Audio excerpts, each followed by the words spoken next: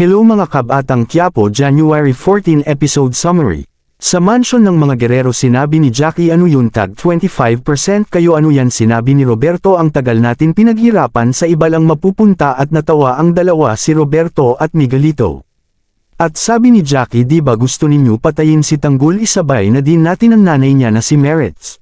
Sa presinto naman sinabi ni Victorino sa mga tao niya na hanapin ninyo si Tanggol gusto ko makuha kayong magandang report sa araw na ito. At dumating si Rigor at sinabihan niya si Victorino na bata ka pa ako pinag-aralan ko ang bawat galaw ni Tanggol kailangan mag-utak kalye ka muna.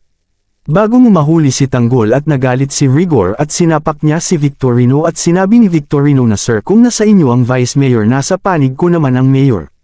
Sir ayusin ninyo baka mapadali ang pag-resign ninyo sinabi naman ni Punggay na akala ko magiging kakampi natin si Victorino isa din pala siya sa asu-asuhan ng mga gerero.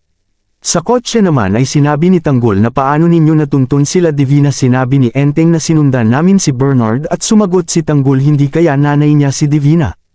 At sinabi ni Enteng kung ganun Tanggol delikado ang mga magulang natin sinabi ni Tanggol na wag muna tayo pumunta doon Teng delikado.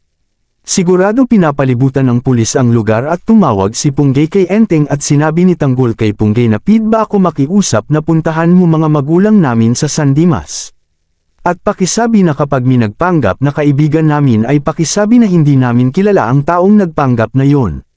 Sa presinto naman ay nasa isip ni Victorino ang susapan nila Punggay at Chona at sinabi niya na sana totoo ang kutob ko na may alam si Punggay kung asan si Tanggol. Sa San Dimas naman ay pinuntahan ni Rocky Boy ang nanay ni Enteng na si Aling Mirna at sinabi ni Rocky Boy na kaibigan po ako ni Enteng at Tanggol. At sinabi ni Aling Mirna bakit ngayon lang kita nakita at nagpumilit pumasok si Rocky Boy at sinarya ni Aling Mirna ang pinto at sinabi tatawagan ko lang ang anak ko. At pinilit pera ni Rocky Boy kaya sumigaw si Aling Mirna sa saklolo at lumapit ang isang tambay at sabi ni Rocky Boy iiwan ko na lang dito sa gilid. At paparating naman si Punggay at pinuntahan si Aling Mirna at kumatok at sabi ako po ay Punggay pulis pinapunta po ako nila Enteng at Tanggol.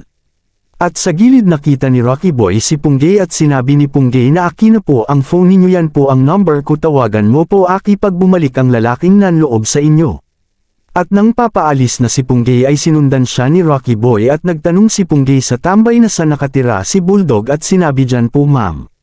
At habang papunta si Punggay ay sinundan siya ni Rocky Boy at nagkunyari na nadapa si Rocky Boy at lumapit naman si Punggay at tumawa si Rocky Boy.